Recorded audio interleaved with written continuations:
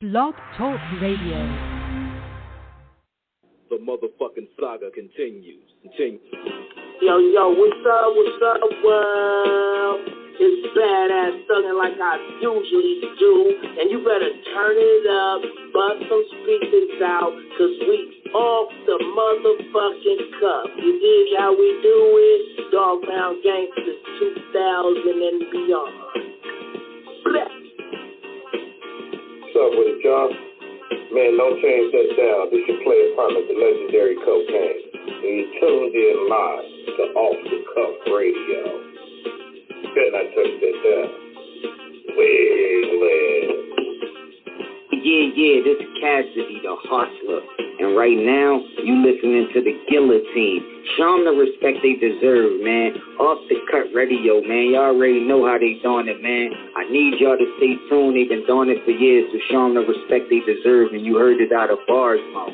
Easy. Keep it moving like this. Yo, this your boy Rampage. You're not rocking with the best. With Off the Cuff Radio. Classic. History. Fix your face to all you haters. We off the cuff, baby.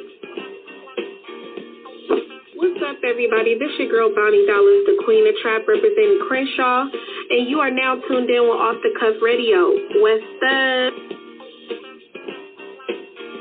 What's up, y'all? This is Miss Irresistible, giving a shout-out to the livest show on Friday nights, Off the Cuff Radio, and I'm live from the 704. Make sure y'all tune in for the blazing hot music. What it ain't, what it do. Chili Chill from that original Lynch Mob. And Off the Cuff Radio, always where it's at on Friday nights. West, y'all. Yes, indeed. We are at episode 595, live and direct. I'm your host, King Eric, the Media Assassin, and this show is sponsored by Cocaine Buddy Boy Entertainment, Screwball Radio, Da Vinci Clothing. Got my host, T-Match, with the facts on the line. What's good, man? Man, what it do. Second show of 2024, Off the Cuff Radio is back in here for more. Shout out to our co-host, Mr. Ilana Sandman, Lady Chinchilla, of course, DJ Sincere of Dirty Basement Radio up in New York City. And once again, ladies and gentlemen, tonight is another championship chapter in the illustrious history of Off the Cuff Radio with an equally illustrious and legendary guests. As the Roots once said in the chorus, if you've seen it or heard it, then probably I did it. And this man we have tonight is a musical prodigy of infinite proportions. His talent is tremendous. He is an author. He is a legendary power player in both coasts of Hot 97 and Power 106 of New York and Los Angeles, California, respectively. And in turn, we haven't even gotten into the part about him playing a role in some of the biggest hip-hop classics to ever touch radio. This man has headed up production and promotion, coach like a master strategist for Puffy, Janet Jackson, Jay-Z, Mariah Carey. Hell, he's even the one that got Dr. Dre and Snoop back together to do Chronic 2001. And he's also an author. This man's accolades are beyond legendary. They are awesome. They are impactful to the culture. He is a true treasure to what Off the Cuff represents in terms of how we carry on tradition doing what we do. Ladies and gentlemen, without further ado, the multi-talented, multi-platinum producer, Damion Damizza Young. Welcome to Off the Cuff Radio. Welcome aboard, brother. Wow. After an intro like that, I was like, who the hell are they talking about?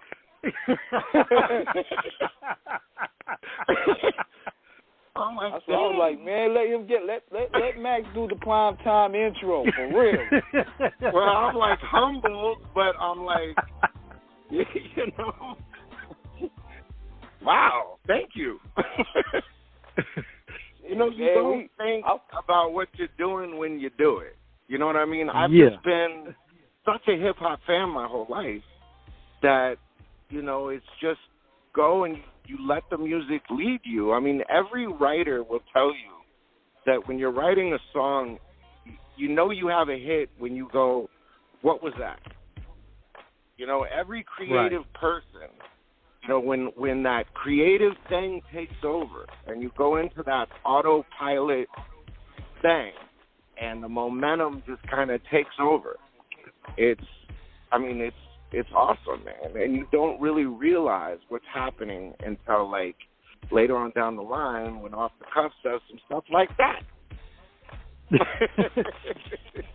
Well, one thing about it, Damion, is your influence and your impact has gone beyond records. You have shaped the culture and molded it in a fashion that is for the better in terms, and the stories, look, the stories that we talked about off air, and some we can actually mention on air, but I mean, dude, I didn't even put in the intro that you were in the Source Power 30. I mean, and you did it 3 times as being in the top 5 of influential power players. Dude, this is like you having Jordan and LeBron, Magic Johnson, Kareem, and Kobe stats all in one. Yes, the resume is impeccable.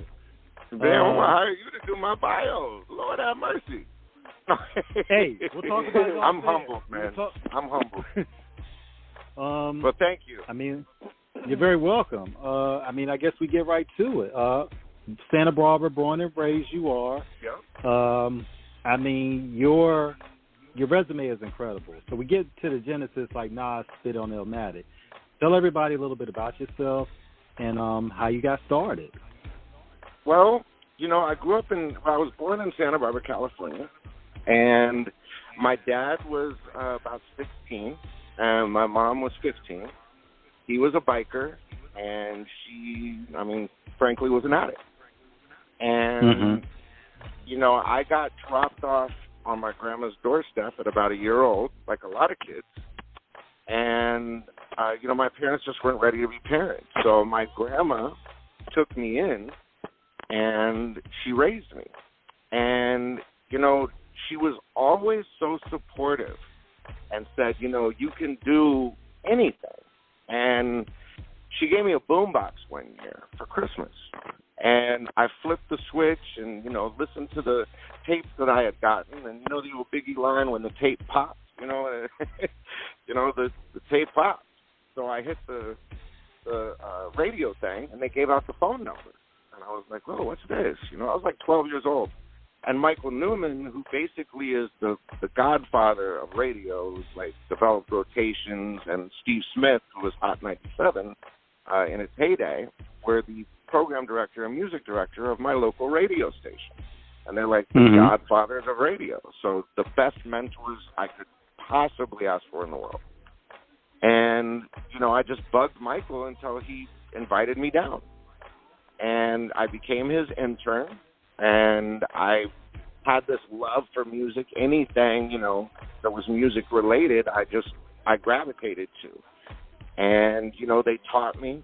And one night a DJ didn't show up, and Dynamite Karen Stone said, look, 16, 15, whatever it was, you sound like a chipmunk, don't talk too much, and go ahead, you're on the radio. And I got my shot. So I became the night jock, then I became the music director, and then at 17, they said you could be the program director.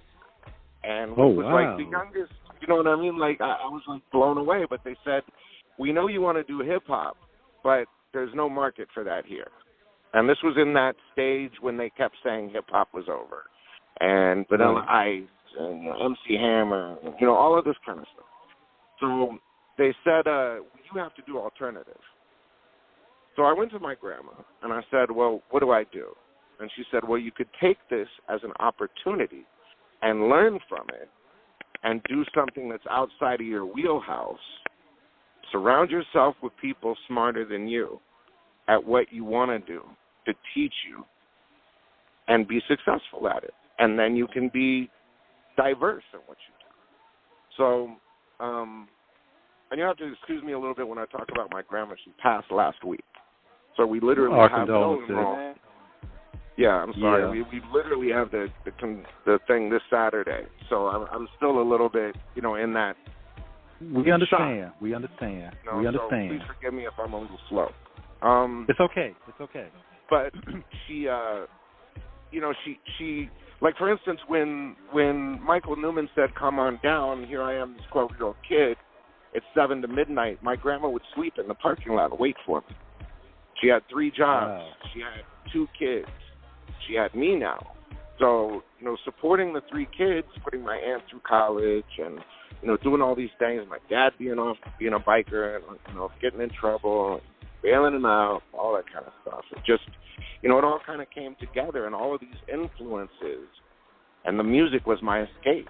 So I just kept going and kept learning and doing the alternative and, breaking bands and just kind of following, what people would tell me in the street. Like, I love this song. I'd be like, oh, well, let's play that more. And I started to learn, like, well, wait a minute. If you get out and you talk to these people, you know what I mean? Like, you start to emulate your listeners. Well, wait a minute. Like, there's a pattern here. And what I started to realize, and this is the formula to success, get your pen and your paper, because off the cuff tonight going to give you the game. Okay, the blueprint. Consistency and repetition breeds familiarity. Familiarity breeds a relationship. Relationship breeds teamwork or synergy. Teamwork wins games.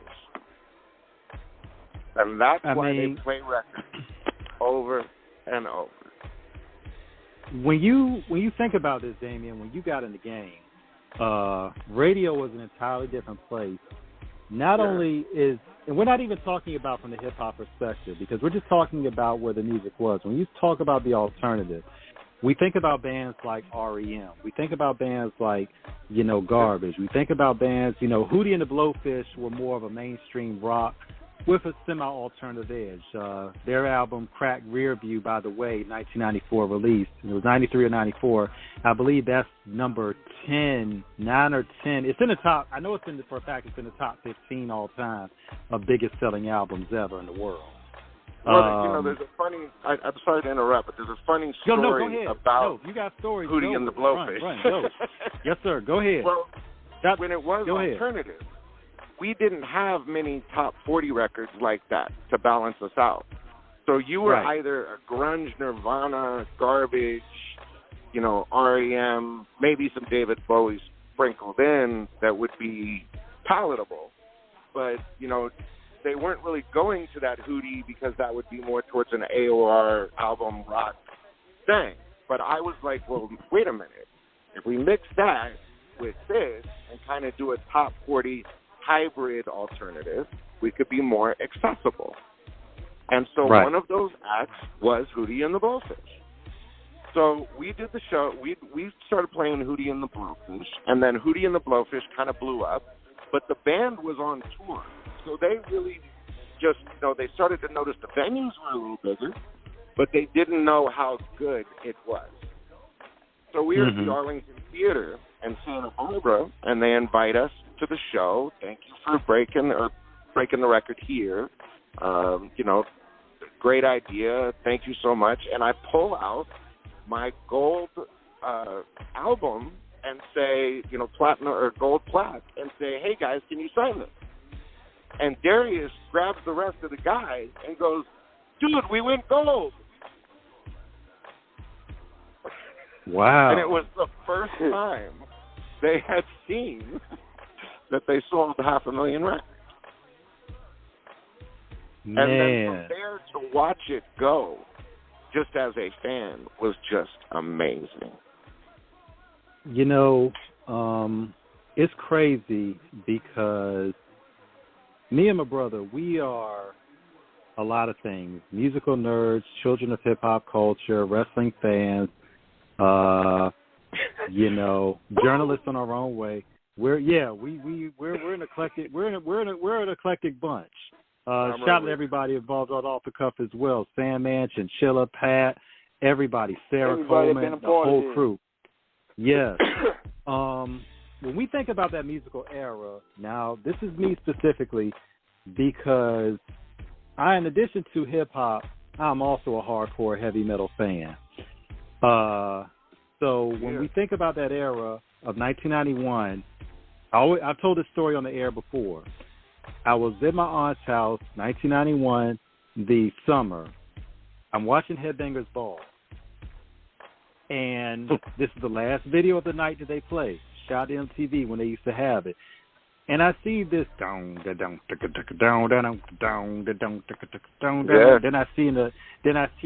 see in the lower left hand corner, for all y'all kids in MTV generation, you know that font in the left hand corner.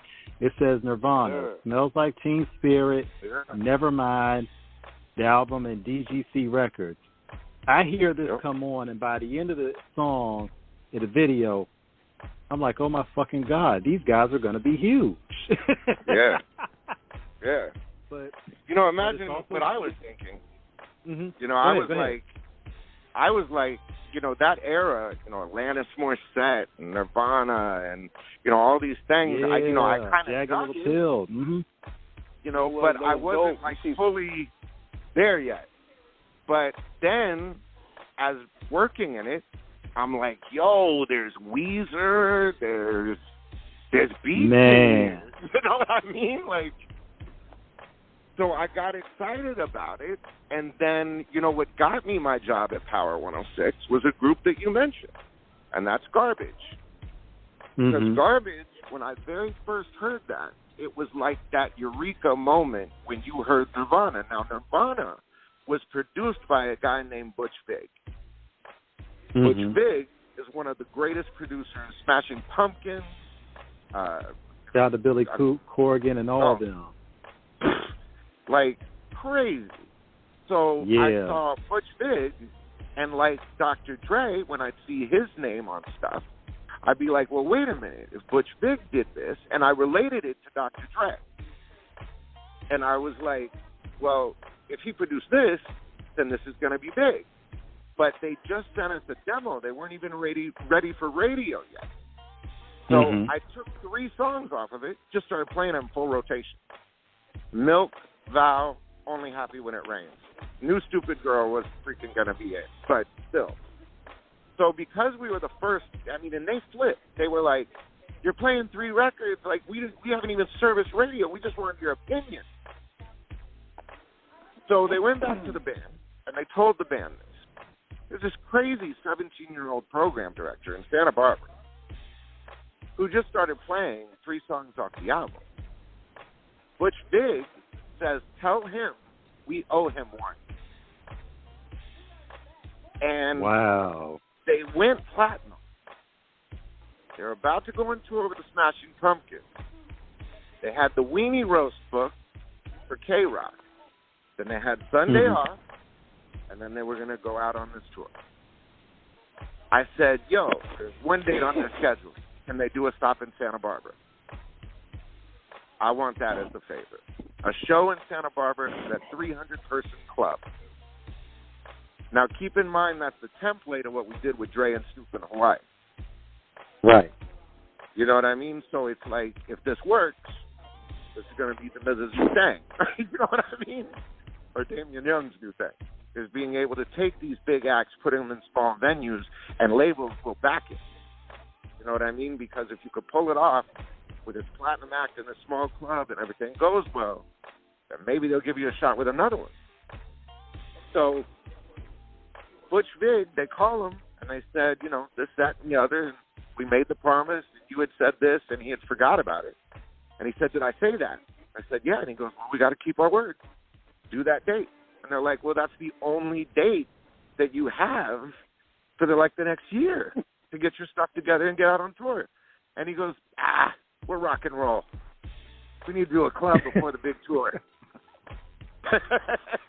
So they came, they did it, and the music director from Power 106 happened to be there because he was a rock fan from St. James. And I'm like, look, dude, I'll take any job at Power 106 you got. He says, dude, we only got a board-op position on Sunday nights. And I'm like, I'll take it. And he goes, wait, so you're going to be a program director of KHTY in Santa Barbara and the oldie station, too, at the time, and you want to come down on Sunday nights and be a board-op? Like, it's the lowest on the totem. It's like starting in the mailroom. I'm like, yeah, just to get my foot in the door. Like, minimum wage. So I walk in, and who do I see sitting there? And who I'm going to be working with? Curtis freaking Blow. Say what? Yeah. So it was coast to coast with Curtis Blow. So I walk in, and I'm like, at that point, I just shit myself. You know what I mean? Like, 17, 18 years old, or 20 years old, whatever it was, and you're working with Curtis Blow. You made it to hip-hop. You're at Power 106. And Curtis, as long as I didn't screw up, would tell me a great story of hip-hop at the end of the show. Off the air. And we became friends. And to this day, oh, wow. You know what I mean? I talked to him not that long ago. I love Curtis.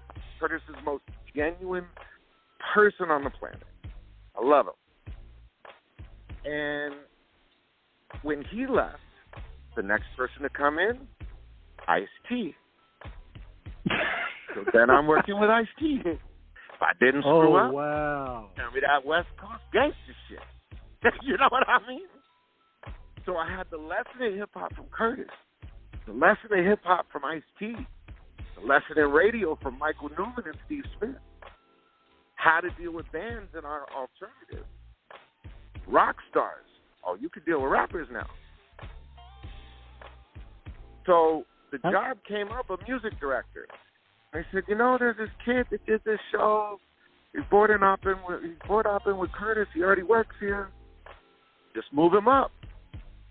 And they're like, but he doesn't have any hip-hop experience. They're like, well, trust me, he knows hip-hop. Bring him in.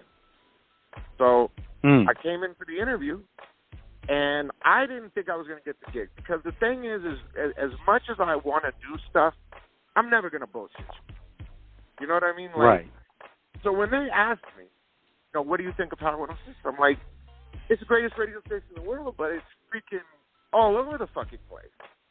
The formatics is crazy. And I'm telling the program director this. So I'm thinking, like, I'm interviewing for this. You know, I'm not going to get the gig, so maybe if I just tell them what's wrong with the radio station, they'll apply it with the new guy. You know what I'm saying? Mm-hmm. So I finally get the call, and they say, do you want to be the music director of Power 106? And I'm like, well, yeah. So I left Santa Barbara, and I started on February 3rd, 1997, as music director of Power 106. Man. I mean, the luckiest guy on the planet. Okay, because we got to put especially that's dope. Yeah, that's dope around that time because music was evolving in different ways. Like it was a lot of talent not being afraid of being risk takers, so to speak, and that's what really put the pulse behind the direction of where the culture was going. That's what made it fun. You know what I'm saying? Well, musically, but not strategically with radio. Like, for instance, even with alternatives, you know, like, for instance, when they said that thing about alternative, and they wouldn't give hip-hop a shot in Santa Barbara. You know what I mean? So my head was, how do I make hip-hop the number one format in the world from just to take over my own town? You know what I'm saying? So it was I mean, that's what I thought in my head. Like, how do we make this the number one thing in the world? Well, I got to get Dre and Snoop back together. That's how that's going to happen. And I got to do that garbage shit again, but with Dre and Snoop. I went to my boss, and this is for this point that you're making. I went to my boss, and I said, look, I want to get Dre and Snoop together in a room. Dr. Dre's over. Snoop Dogg's over. Police will never let us do it. Try that shit, you're fired. And I was like, well, okay, let's play Ain't No Fun in Morning Drive. Let's try it. And they're like, Ain't No Fun in Morning Drive. Did we make a mistake here? Do you know what I mean? Like, You want to play Ain't No Fun in Morning Drive? Are you nuts? And I said, well, yeah, but can I do this? And they said no. So what I did is I needed to prove that it would work before it happened. So instead of playing it, I put it in the weekly call-out research. Now, a radio station, to decide how they play their records, 50 times, 10 times, whatever, they call people, 100 people, every week, and they play them the hooks of the songs over the phone. And they say, do you know what this is? Scale of 1 to 10, are you familiar with it? Can you name it? And if the people can name it, then the score of the familiarity goes up. Now, if they like it on a scale of 1 to 10, it starts to go up. Now, the next week, you do another 100, and then you average those 2 weeks out. Then you look at the burn, you look at the scores, and then you decide. These 5 are going to get the most play. These next are going to get the most play, or the next most play. Then let's look at, requests and all this other stuff and record sales, kind of add that in and decide what new we're going to play, and then everything else kind of comes after. So I took Ain't No Fun, and I put it in that. Now, you don't put old records in with the new ones, because you think that the old records, out of 30 records, would come back number 30, right? Mm-hmm. Mm-hmm. Number 1. And now, all the chart scores, because no one ever heard it on the radio. Now, we got to pause for a second, because for our listeners to understand the context of what Damion is talking about, Ain't No Fun and the Homies Can't Have None. That's off Snoop's Doggy Style album that was released in the fall, November, I believe, of 1993. So this is 1997. So Yep. This album is 4 years old already. Now, that's what you would call in the music industry one of those deep cuts. Like, if you was in the hood and you listened to that album, you knew about that track. But like you said, Damion, it wasn't on the radio, so this was a lot of people's introduction to it. It was a passion record. Yeah, so what it was, you basically gave that album a second life again. Oh, yeah. I mean, so the record, So it gets all right. So the record gets on. People are picking up on it. So what happens after that? Just run with it. What happens? Okay, so you play it, and you play. And my boss came in. Mm-hmm. He said, "You're about to get fired. I told you not to do it." I threw the research on the table. You couldn't say anything. So I said about that Dre and Snoop idea. He goes, "Don't get crazy." So we had a talk. Baker Boys said, well, and I love the Baker Boys, legendary Baker Boys. Yeah. They said, yo, why don't we do the show in Hawaii? Now we avoid all the problems.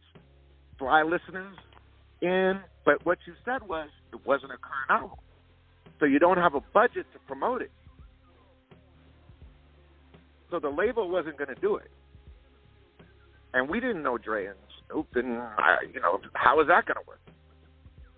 So we booked a show at the Palace in Hollywood. I thought, okay, I'll book the Dog Pound.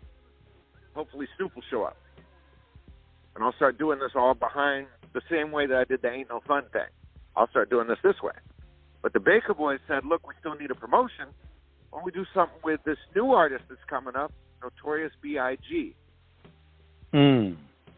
And I said, well, we have Puffy, Can't Nobody Hold Me Down. We got Mix coming out. Why don't we do Bad Boy and the Family?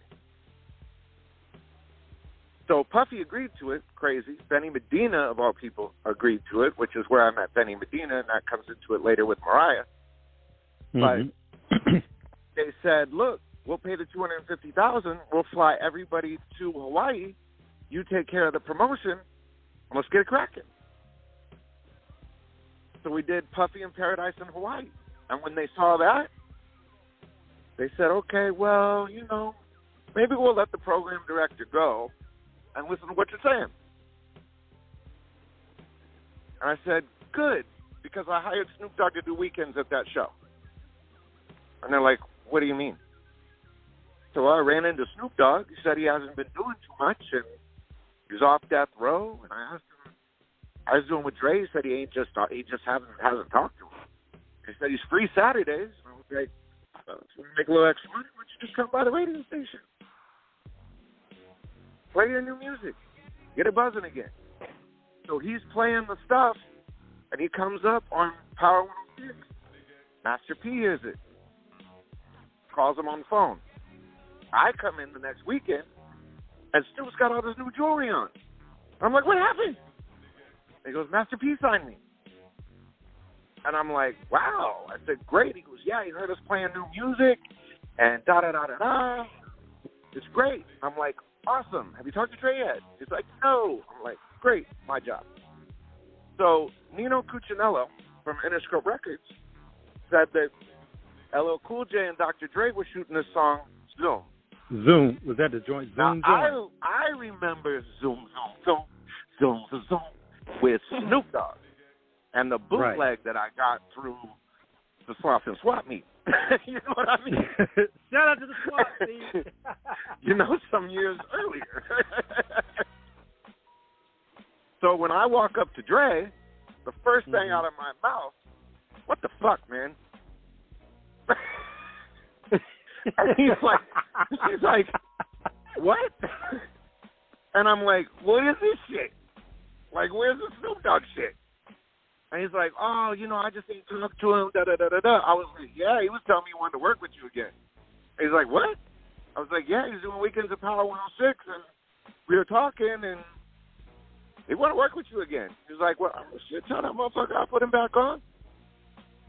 And I was like, did he just say what? I was like, yeah, okay, he's bullshit. Well, can I get your number? And I'll let you know what he says. He was like, sure, here's my number. And I said, well, what assistant is this? And he goes, nah, this is my headphone number. Rings next to my head, so don't call so early. And I was like, okay. So I go in Saturday. I tell Snoop. Says the exact same thing. I put that motherfucker back on.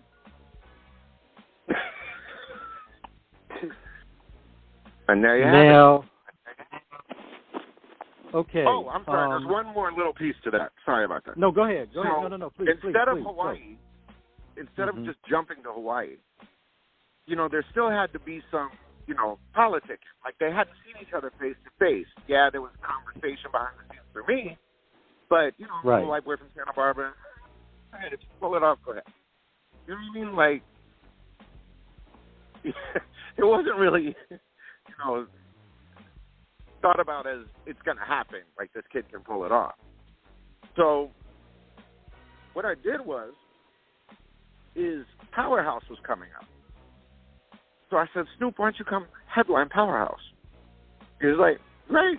So I'm like, cool.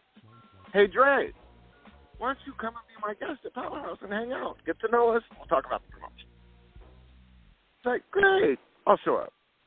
And Dre and I hit it off. I was going to the studio, listening to the beats, music, and all this stuff. And he looks over at me and he's like, yeah, I'll come. So I'm like, okay, cool. So he shows up to Powerhouse, 2 Tanqueray bottles in his hand from the gin and juice deck. He's like, Dame, I brought you a present. I'm like, oh, my God, this is the coolest fucking thing in the world. I know Dr. Dre. You know what I mean? Comes to the show, and he said, well, where do you want me to hang out? I said, oh, right here. I got you your own dressing room. Well, I put it right next to Snoop's dressing room, and I opened Snoop's door and told him that was his dressing room. He walked in, and all I heard was, oh! I was like, oh, my God, it went great. Now, DJ Jam, another guy, totally respect, was a DJ at the time. So I said to Jam, yo, just get deep cover ready. And he goes, dude, the conversations are there, but, man, you don't know. I don't think it's there yet. So Dre's on the side of the stage, and he's sitting there watching the performance. The whole time, I'm like, man, deep cover would be great. But a G thing would be great. Dre Day would be great. No, this would be awesome. He's like, damn, he doesn't even know, da-da-da-da-da. And I'm like, okay, he doesn't know, that means he's not opposed to it. So I walk over to Jam, and I'm like, yo, give me the microphones. He's like, Dame, I can't just drop the record and just play deep cover. And Jam is like, all right, Dame, you're crazy, but something happens. I'm not taking the fall. And I walk over, and I have two mics in my hands. I look at, and I say, which one do you want? And Dre says, fuck it. Grabs both of them and walks out on stage. And they hit deep cover. Place goes nuts. They do a couple other little things. Dre walks out and says, we could do that Hawaii thing. So the next thing I know, I get a call from Interscope. And Nino's like, how did that go? All this kind of stuff. So rumor trickles up to Jimmy. And then Snoop and Dre say yes to the show. So I book the show. Dre calls me up and says, yo, I think Jimmy's a little upset at what you're doing. And then I get a call from Jimmy. Why do I have a bill for $250,000 on my desk for an album I don't have, from a producer who doesn't produce, and an artist I haven't seen since Death Row? Mm. And I'm like, you're going to get an album. And he's like, what are you talking about? I said, you're going to get an album. You're going to get a single, and this is the promotion to set up that album. He goes, Damion, I'm going to sue you for $250,000 if this doesn't happen the way that you. And I had heard the music, so I knew what was going on. So then Dre calls me, and he says, yo, little spitball curve here kind of thing going on. I'm like, what? He goes, I need you to come to the house. I said, a house? Like, I know where that is. He goes, here's the address. Show up. Something I got to talk to you about. So I walk in, it's like 6 o'clock in the afternoon. Mailman's there, Dre, everybody, Michael Zondo. And I'm like, man, this is crazy. I'm not Mailman, all this, because I'm a fan. And he goes, yo, look in there. And I look in the booth. There's this little kid, white kid from Detroit, going, Slim Shady, you a bass head. And I go, oh, I said, he's cutting parts, writing for you? And he goes, no. I got to talk to you. Come on, I'm like, what? He goes, how do I break the white boy? And I'm like, what? He goes, how do I break the white boy? I'm like, wait, you signed the white boy? And he's like, yeah. And I'm like, tell you what. You tell me the story of the NWA from beginning to end. I want to hear it all. Ice Cube jumping over the fence and Warren Gears and next door. I mean, I want to hear all that. And I'll break the white boy for you. And he goes, you got all night? I said, I'm here. He said, I sat on his washer and dryer. He sat on his stairs with a baby monitor. He just had a baby. And we sat there till 6 o'clock in the morning, and he told me the story of the NWA, back from the world-class wrecking crew all the way to where we stand today. Wow. About 6 o'clock, Eminem comes out of the room. He was like, screw this, I'm going home. I said, no, you're not. You're going to Friday Night Flavors. You're going to Damion, we're laughing right now to the Baker Boys. Boys. A second while we're laughing. We're laughing. We'll tell you the second after you tell this story why we're laughing so hard right now. Go ahead. But I said, go to the Baker Boys. Announce that you're doing Friday Night Flavors 10-year anniversary tonight, the Palace in Hollywood, and give them that record. Like, looks at Dre, and Dre's like, go. So Eminem went. We added M to the show. Then it went nuclear. So M calls me. He's like, damn, I need to talk to you. I'm like, what? He goes, can I come over to Power 106? I'm like, yeah, come on over. Comes over. And he goes, because you were talking about the MTV thing and put this story in my head. He goes, yo, what's a buzz clip? I'm like, what do you mean? He's like, well, they had this party for me at Interscope, and they said, congratulations, you got a buzz. And I just was walking around nodding, saying thank you, but I don't know what the fuck it means. I said, homie, whatever you want to do right now, or for the rest of your life, whether it's take your daughter to Taco Bell, do something. He's like, why? And I said, because Eminem just killed Marshall Mathers. He's like, what do you mean? I'm like, a buzz clip is hot rotation in MTV. And the second that hits the air, you're going to be so famous, but you ain't going to be able to go nowhere. And the look on his face was half horror, half excitement. You know, like, wow, I finally, whoa, wait a minute, celebrity. You know what I mean? It's the back of, So it's the matter of Dre and Snoop did the reality show. check. And bang, we got 2001. Damion, before we go any further, because there's a lot we got to say, I'm going to start off with this right here. Day one, thank you Is the so greatest much ever, by the way. Yes, he is. You know, and, I love that. Good friend of ours. Yes. Man, great friend. And he's the reason I'm here. Let's just make that clear. Yes, he he introduced is. us, and I love Day. Day and I have been friends for decades. Yes. And I'm slapping myself for being remiss because he is indeed the reason. He reached out to us to have you on the show. So we want to let all of our listeners know and give credit where credit is due. This incredible interview we're having, and we are nowhere near done right now, but he is the reason why we are doing this.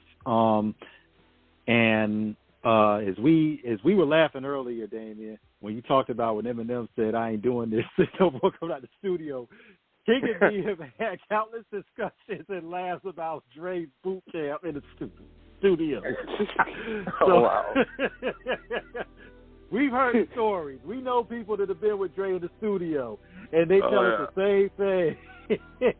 Well, you know what's crazy, though, is Dre has never said no to me. Like, even when I said, come do Shade Shiest money owner thing, you know, like, Jimmy Iovine was on the ceiling over that. And he's like, you know, no. He goes, you know, he is the most loyal guy on the planet. And just, I mean, he's a long-term friend. Like, you know, you see Dre, you start from scratch.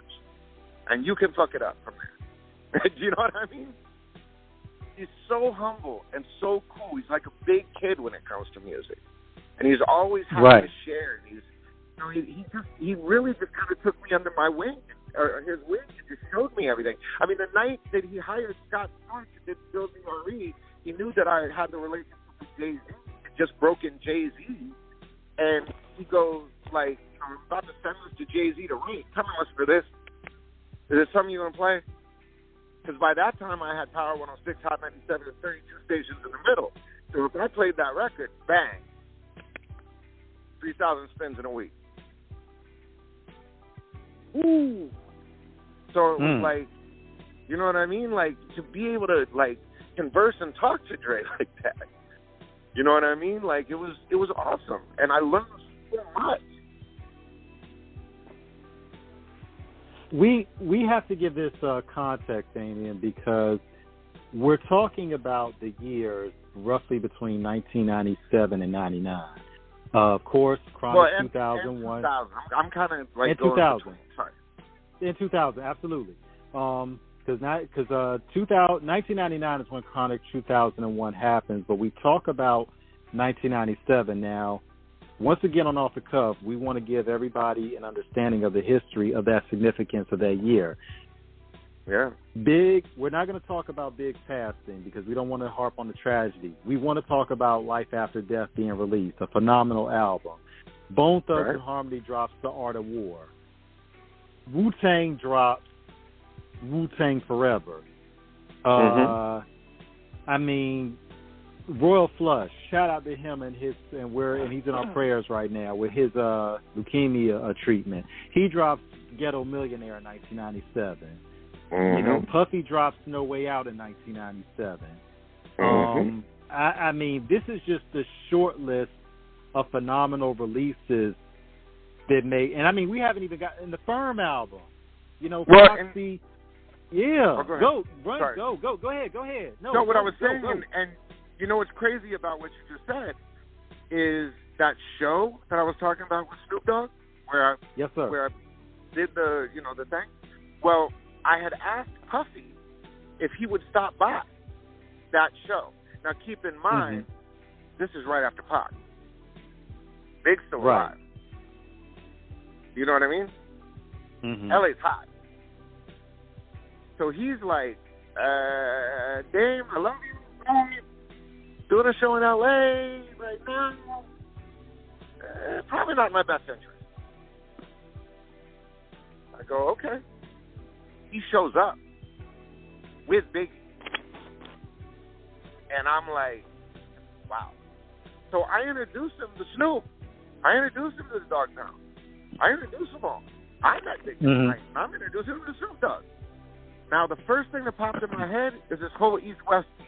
And I'm looking at it going, wait, but there's Snoop Dogg and Puffy and Biggie and Mac 10 and Ice Cube and, I mean, everybody's, what's the deal? So I'm like, yo, I said, yo, bro, play Crush on You or something, Hypnotize, something. And have Biggie go out there in the middle of Puffy. You know what I mean? Like, I'm trying to tweet this. So E-Man plays Crush on You, and Biggie walks out there on crutches to the center of the stage with Steve and starts doing the verse that he wrote for Tim. Oh, wow. Snoop Dogg comes out behind them and starts crip walking on the stage right next to him. Oh, they shake hands. And Snoop slides back out. I never heard about the East-West beef again until I heard that, Biggie had passed. Now, the crazy thing about Biggie passed, he was sitting in my office the morning before he died. So Friday morning, Life After Death, the promo run was done at Power 106 with the Baker Boys. So Big comes down the hall, and he's like, Dame. I'm like, damn, this guy remembers my name. He's like, can I sit down? My knees inside. I got these crutches, whatever. So the Baker Boys come. He's talking to me about just life in general. He just got back with Fade. He's going to go back to New York and see his kids. I love California. I love the weed. I'm pissed. Like, tell me, Santa Barbara, what's that? What's that like? Oh, yeah, I heard about it. I was supposed to do a show up there. I should move there, huh? I was like, yeah. And we're just sitting there talking. Just, I'm a young guy. I'm sitting on the couch, and I'm sitting there, just whatever. So the Baker is, will you come and record a freestyle drop, a production room? Hey, Dave, go record that. And I'm like, sure, Big, let's go in the studio and record that. So Big comes in, I'm in the production room, and I've got this Cypress Hill beat or something, and I play it, and Big does the verse for Victory over it. So a couple weeks later, after all of this, whatever, I run into Scott Storch, and with Scott Storch is one of Biggie's security guys, and I see him, and I'm like, yo, and he's like, damn, sad. I'm like, damn, and he goes, yo, but one thing you got to remember. I said, what? He goes, you were probably the last person to record him. And I'm like, what are you talking about? And he goes, we went back to the hotel after we did the show. And he goes, that last verse, it's for the Baker Boys. Blown away. Wow. So I don't know if it's like, 100%, but that's what he told me.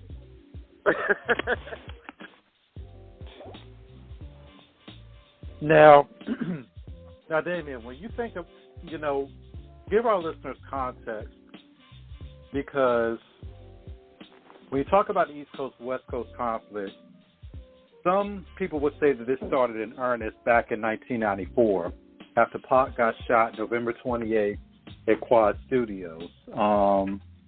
And there are some situations that we know we can't speak on air about. Disclaimer, we know some of Tupac's family, and we've talked to them about this. We're not going to mention on air. We're not going to mention in terms of certain situations. But obviously, this is where there was a lot of tension between Big and Puff after he was shot, in terms of with him and Big and Puff. And then this kind of goes on for the next couple of years until Pac's, death in 1996. So then we... Well, you want a positive Pac story? I can tell you about me Pac. Oh, we would love... Oh, yeah. And I mean, but we're just giving all this context. But, in terms of... and then, of course, the 1995... Yeah, the 1995 Dogtown trailer shooting. Mm-hmm. So to put all this in perspective, this is momentous that Biggie and Snoop were on the same stage together. There were no problems. Pop was an unbelievable talent. You know, we love him as fans, you know, as individuals. You know, we think he's one of the best ever. And Pop, there's a lot to be made about him. There was, you know, people have these misgivings. This is where we want to hear the great Pac story, which you said, Damion. Pac was the nicest guy on the planet. Mm-hmm. He tests you, but nicest guy on the planet. Right. Well, my Pac story, and there's only one, because I only met him the one time. Me and my buddy Jeff Miller, doing alternative radio, hear that, you know, the Grammys after party for Universal Music is going to be, you know, the Four Seasons or whatever. So, and remind me about this so I don't get off track. But there's an old dirty bastard story with my grandma at the Grammy. Remind me to tell you about that. Yes, we need to hear that too. It's that Grammy. Do you know what I mean? When old Dirty went up on stage and said Wu-Tang for the children. Do you know what I mean? Yeah. And then ran off the stage. Well, I might as well tell you that. So he runs off the stage. My grandma had to go to the bathroom. And we're watching the Grammys. And she says, you know, I got to go to the bathroom. I go out. I run into Steve Riskin in the hallway. So Riskin and I are standing in the lobby of the Grammys at Shrine Auditorium in the bathroom. And she comes out and this is my grandma. He's like, oh, very nice to meet you, da-da-da-da. Old dirty bastard comes flying out of the double doors. And Steve says, hey, Dirty, come here for a minute. He goes, Steve, I got to go. And he's like, no, Dirty, come here for a minute. He's like, Steve, I got a problem. I got to go. And he's like, wait a minute. This is the new music director at Power 106. He's like, oh, very nice to meet you. Very nice to meet you. Nice to meet you. And then he goes, this is his grandma. He goes, oh, beautiful, beautiful, sweet lady, nice lady. Beautiful, beautiful. I got to go. And the doors fly open again. And now the police are coming. He goes, Steve, they're here for me. Goodbye. And he runs. My grandma looks at me and goes, what was his name again? And I go, old dirty bastard. And just so you know my grandma's temperament, she looks over and she goes, that's creative.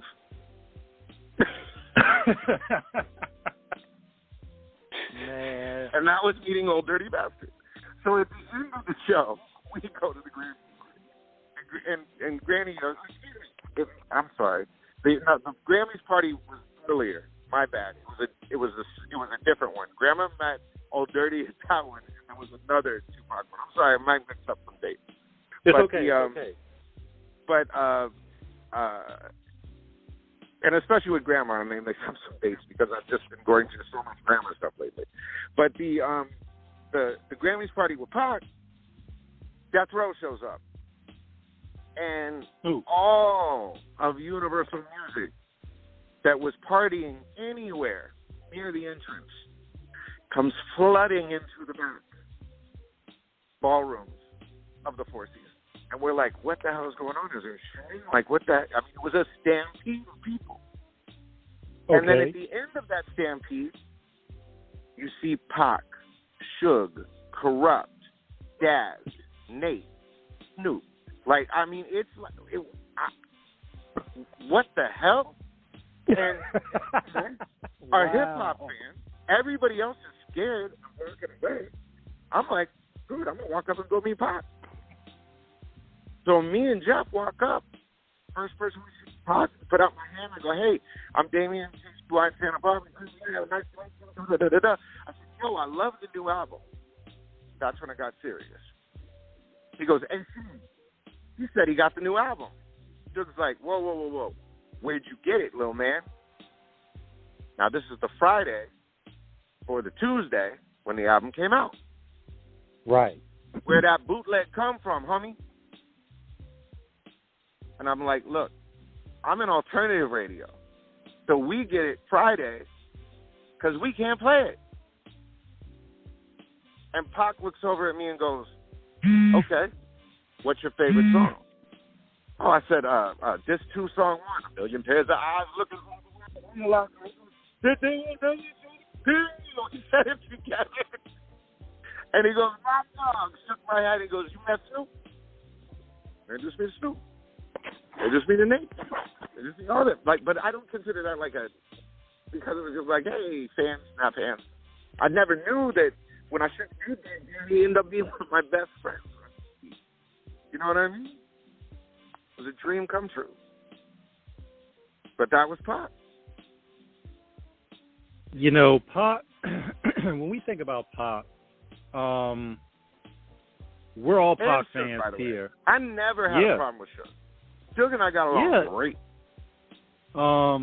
Shout out to Kenya Ware, our big sister, one of our biggest supporters, who also works for Death Row as well. And I'm sorry, who? She has nothing. Kenya Ware. That's when we talk. Yeah. When we all yeah. And well, you remember when Suge got out of jail, the police came for that powerhouse that we were talking about, or one of those powerhouses, because Snoop did like 3 powerhouses for us, and God bless him. I love Snoop. It's so. I mean, if Snoop didn't get on Power 106 and say "Screw the beat," it never would have happened. It would never would have happened. The credibility wouldn't have come like that. Not came through Fuzzy Fantabulous, the connector. You know what I mean? He was doing curb serving. I mean, he gave us, and that's how that happened. Real shit. Fuzzy was the secret weapon of Power 106's success, and mine. I give him all the credit. I talked to him a while back. I straight up told him, "You're the man." You know, but. I mean, that's the power of those relationships. I forgot what I was telling you, but Fuzzy's the man. It's all good. I mean, and when you think about when you think about it, Damion, this time in terms of what was going on in the '90s era, because I'm sorry. for those that I'm sorry, I remembered. Suge. Go ahead. So go ahead. Go ahead. I'm sorry. Okay. I just to finish it. I called up go ahead. Asked for Cedric. Said I want to talk to Suge. I hear he's coming to Powerhouse. And he said, yeah, right, hung up. So I called back and I said, this is Damion Young for Power 106, 818-953-4200. Call it back. So he calls me back and he's like, Dame, I'm sorry. It's just, radio people don't really call here for Suge. So he connects Suge in. And he's like, 3-way call. What's up? I'm like, hey, you coming to Powerhouse this weekend? He goes, what's Powerhouse? I said, come on, player, you live in L.A. And he starts laughing. And I said, why don't you come be my guest? Sit in the VIP, watch the show. Get to know me. I know you're going to put some records out. And when he came in, now keep in mind, I got Snoop, I got Rep, I got Daz, I got, I mean, all of his old artists. Nate, everybody. And he said, he walked up to me at the beginning of the show, he goes, Dame, this is your house? And I respect that, and I appreciate you inviting me. No one's invited me to anything before. And he starts laughing. That's kind of a joke. And I was like, damn. And from that point on, it was great. But, I knew what was going on kind of like with that security thing and all that, not to get into the controversy. Because the next morning, Saturday morning, there was a basket on my doorstep. A bottle of Cristal, box of cigars, and all this. I said, thanks for having me. Sure. Give this guy my address. At home.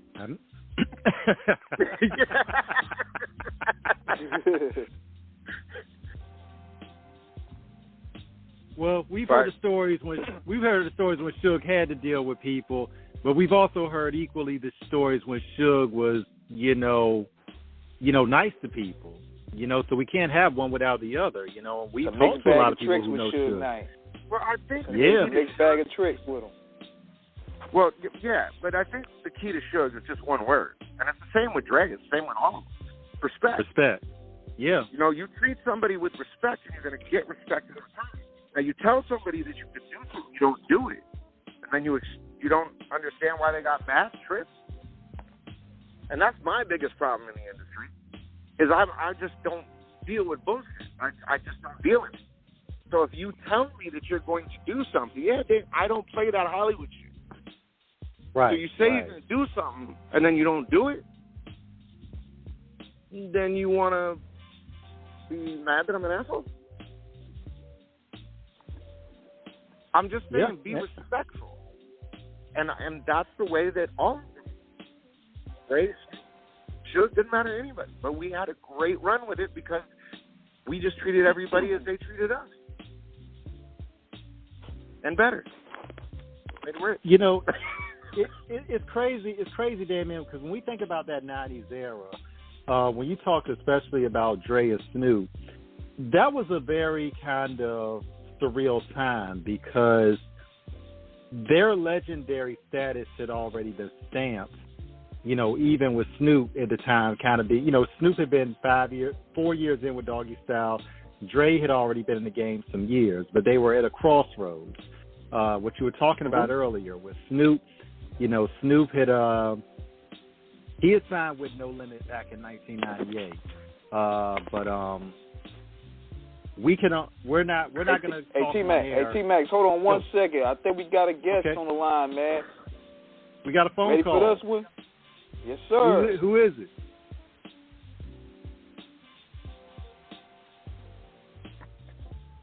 Hello?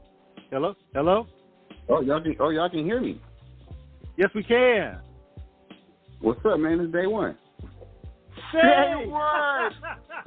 The other Damion. Yes, sir. Yeah, the other Damion.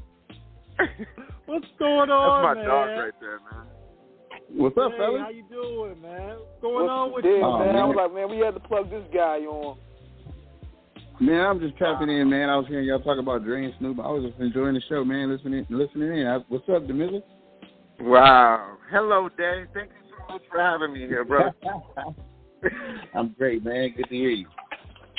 Day has looked out for me so many times, man. We took over the studio. Mike Post, who wrote the 18 themes and all that. Yeah, Hunter his studio to us in Burbank one time.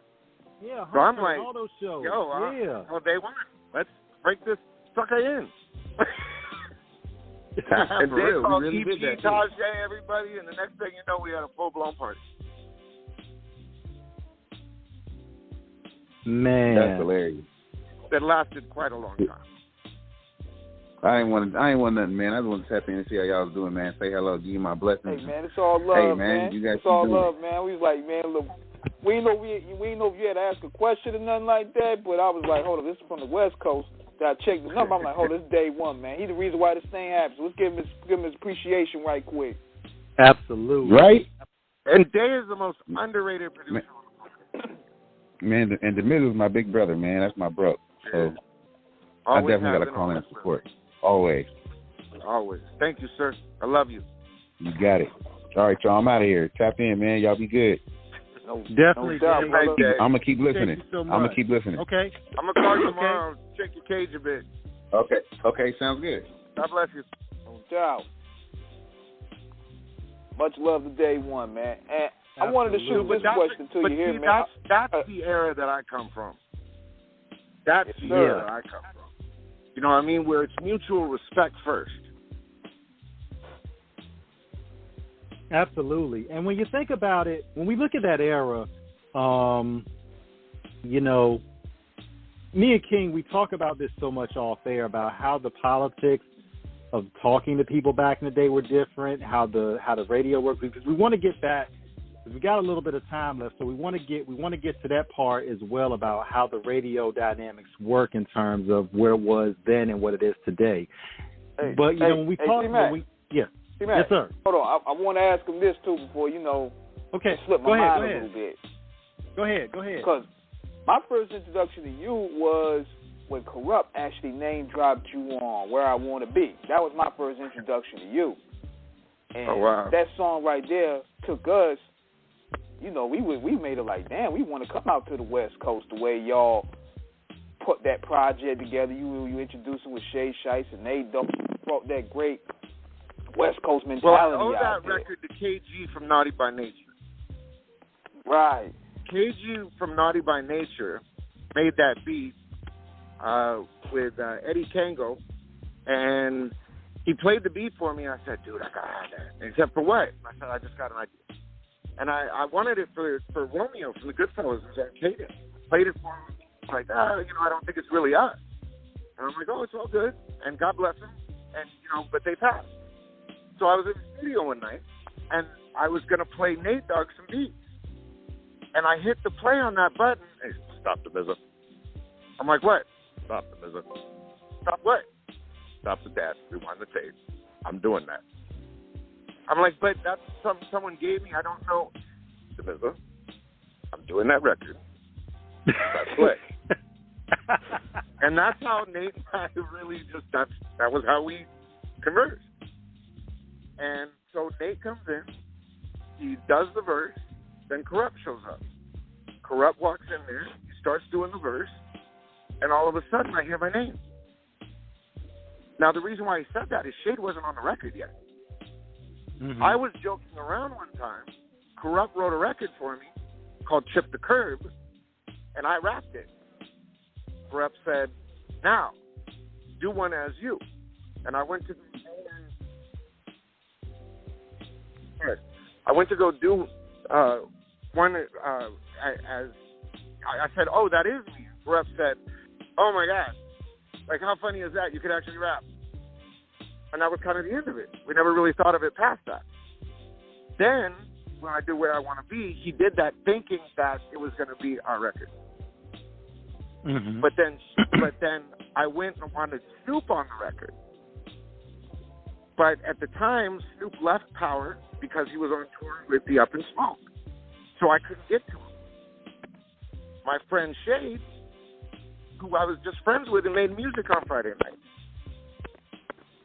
he drops the verse. Where I Want to Be was born. Man, you know what was dope? You know what was big too about that record too? Because this was around the time where features in the video were major too.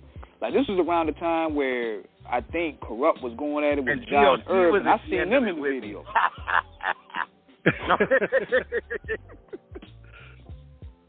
That's when I knew I made it, by the way. When you slap hands with DOC on a cameo and he don't do cameos, God bless you. You know what I mean? I was like, damn, we made it. Man.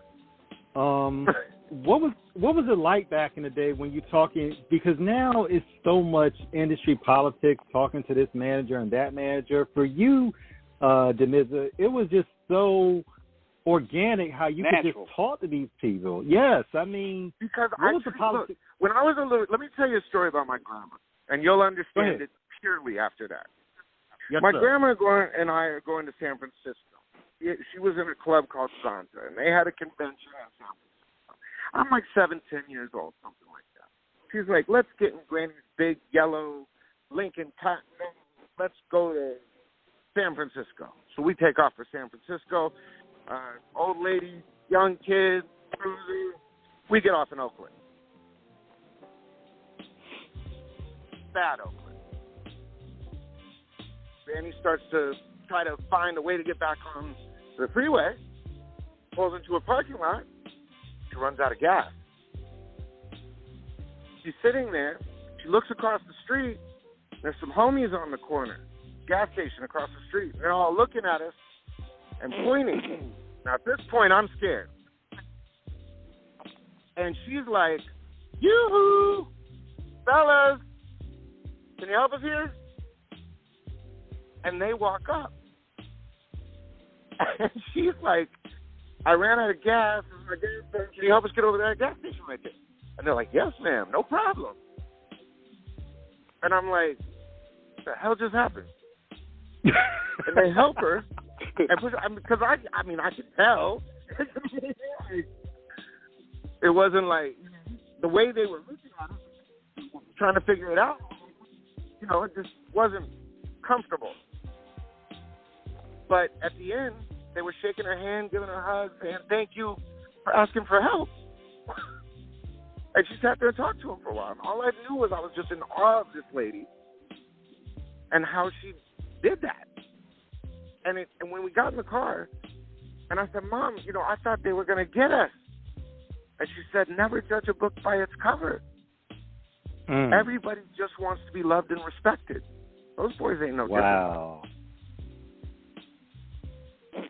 I mean, and that's, when we think about the people that we have met along the way, the people who, like I said earlier, Kenya Ware, I mean, day one, you know, Cocaine, so Cocaine's many. another great friend.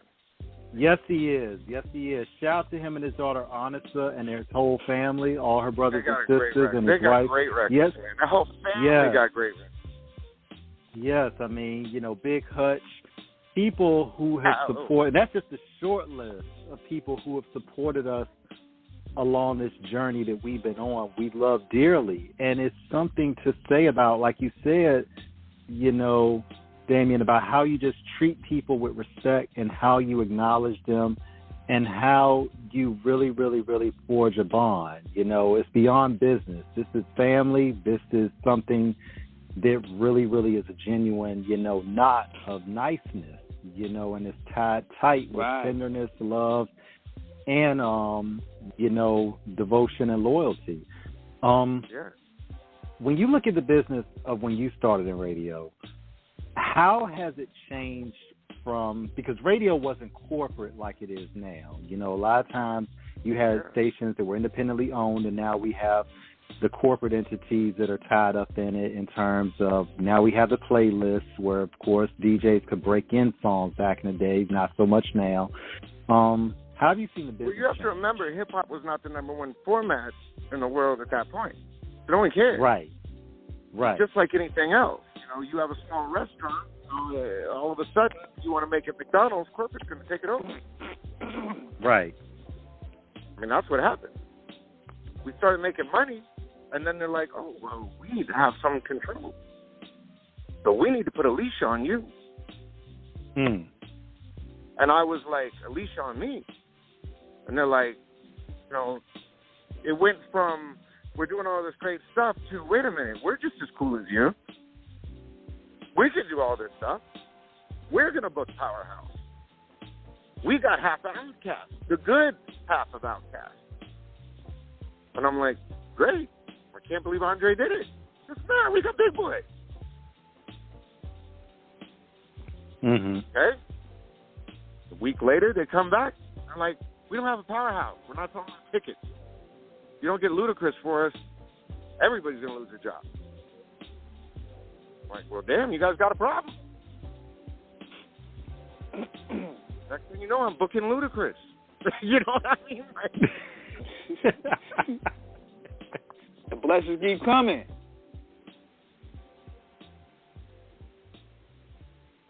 In terms of, what do people have to understand in terms of what you talked about, Damion, about the opportunity? Because you came in, you know, from what some was, like you said, the bottom rung, but you got to meet Curtis Blow, you got to meet Ice Cube. Shout out to Uncle Ice, who also supports Off the Cuff Radio. Shout out to him and Douglas Century, you know, Spike, Gripsta, the whole Rhyme Syndicate who follow our page. We love you. Thank you for the support. I mean, you have an improbable, incredible, and amazing journey because you were not afraid to get your hands dirty and to get in where you saw the opportunity. What do you have to tell artists or just aspiring people who want to get into the entertainment business about not turning down those opportunities, no matter how mundane and even beneath them that they might think it is? Stop listening to the bullshit, homie. That's my response. Because it's like, dude, everybody listens to these rumors, innuendos. People talk about this person. Don't look at their actions. Right. You know what I'm saying? Like, I can sit there and say whatever, but if those things didn't really happen, then, you know, I'm just another asshole. Right. Do you see what I'm saying? So it's like, when you tell people, like, look, I can do this, that's where the failure happens, is people ruin their relationships too early by overstating what they can do. And then it comes back as some craziness. What they say in the business, Damion? Under promise and over deliver. That's what you're supposed to do. Right. Right. Right. You know what I mean? And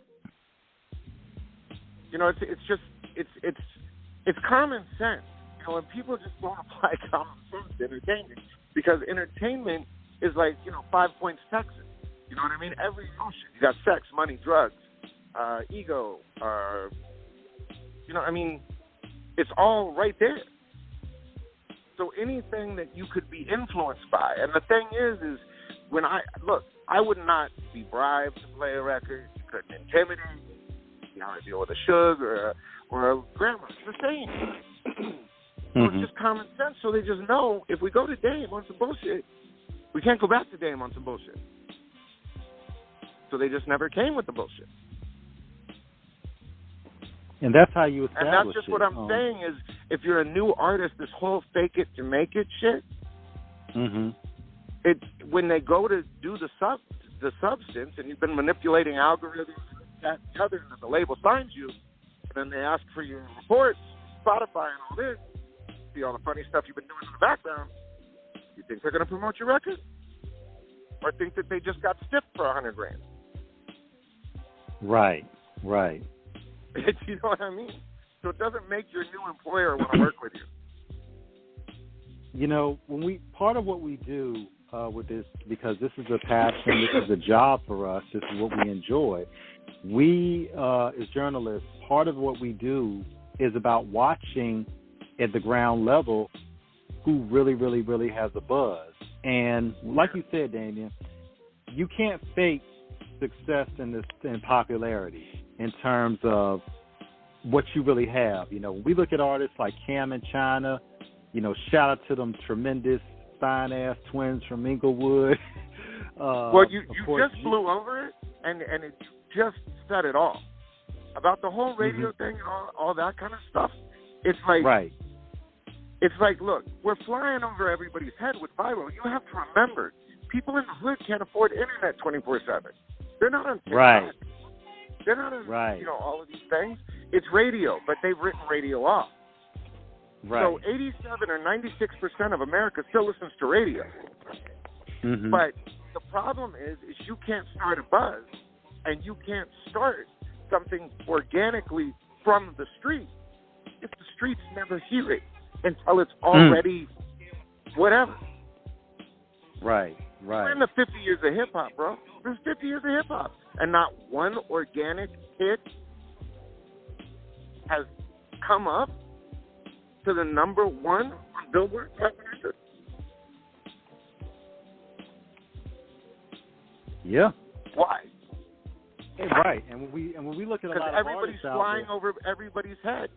And everybody wants to have that ego. Instead of being humble and saying, yo, Dame, what's wrong with my radio? I'll give you the formula. It's really easy. Yeah. Oh, Damion doesn't know what he's talking about. You've been out of the game too long. Okay, cool, whatever. You know what I mean? Let's get off my nuts. They be like, yeah, your money, not mine. They be like, yeah, we can figure it out. You know what I mean? They be like, yeah, we can figure it out.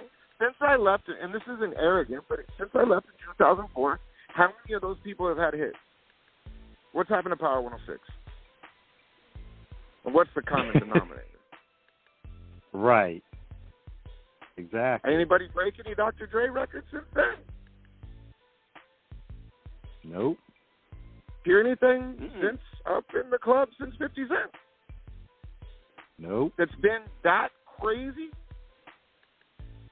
That just took, where you can go to any country in the world and it's the biggest thing since sliced bread? We don't have no monster records no more. Because the artists aren't marketed as you know, big attractions anymore. Because you remember how the rollouts used to be, where the Interscope artists used to drop? Yeah. It used to be like a movie production and shit. Versace, to someone in the hood, that's a dream. Do you see what I'm saying? They're trying to get to that. But that doesn't mean that they could just go get some Versace. Right. It's the same thing with records. You can't just make a hit. And that's true. But when if you you're look not at a playing to your audience anymore, that you've been consistently marketing to for the last 100 years with the oldest format in the book, FM radio. But you want to write it off and say, this shit's over. Are you really?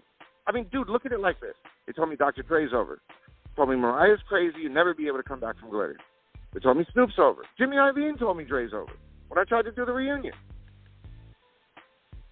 They told me hip-hop's over. They told me the music business is over because of the internet. Now you're telling me radio's over. That means to me I could turn this bitch around. Mm-hmm. These guys only understand. These guys understand. They only understand numbers. They don't understand the post. They don't understand the post of this shit. They don't understand. They're not really in the trenches like us. They don't understand what's making money. Sell. They don't care. Snoop Dogg making money off a grill. Fuck the CEO.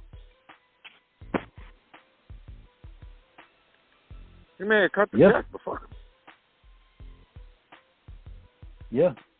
But one thing about it... You ain't going to call him on a Sunday and say, hey, sorry, you got fired, man. Mm-hmm. I know I didn't get no call from nobody when I left.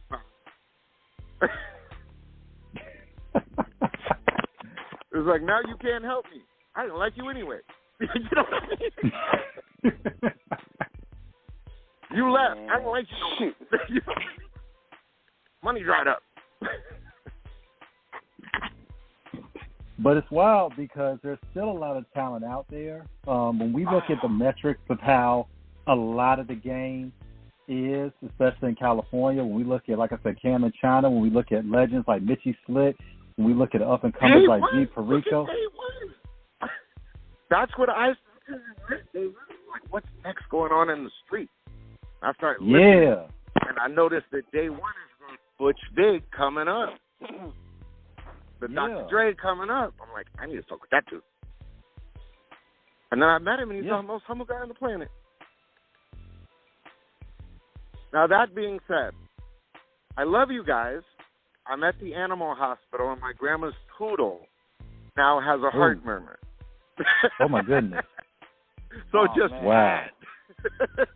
I've got to go in and deal with this. I'm sorry to cut it short. But it's okay. It's okay. We're going to, look, we still got a 24 part 2. We need to do this again. We will. We absolutely will. We absolutely will. And thank you so much. It's been such an honor to even talk with you guys off the air because it's like, you know, to have real hip-hop fans and to be able to converse in the way that we do, where you have the extensive knowledge that you do also in the background, and you know the politics and you know the other stuff, it's so nice to be able to talk to somebody that's not going to bullshit you. Man, I mean, look, it's we do what we do, and once again, shout out to Day One for putting this incredible classic interview together. Salute to you, brother. I text Kenya. Kenya was listening. We love you, baby. Thank you so much. Damion, you so know much. you're welcome back. I will do this again. Absolutely. God bless you guys. God bless you. We didn't even get into. I mean, that's just the beginning. We got time, and we're going to get a part 2. But remember, consistency and repetition breeds familiarity. Familiarity breeds relationship. Relationship breeds teamwork, and teamwork wins games. Absolutely. All right, guys. Much love. I'll talk to you soon. All right, man. Yes, sir. Salute to you, brother. Thank you again. Salute. Take care, man. All right. Peace. King, brother, take us out of here. Catch y'all on the rebound next week. We out. Peace. Okay, round 2. Name something that's not boring. A laundry? Ooh, a book club. Computer solitaire, huh? Ah, sorry, we were looking for Chumba Casino.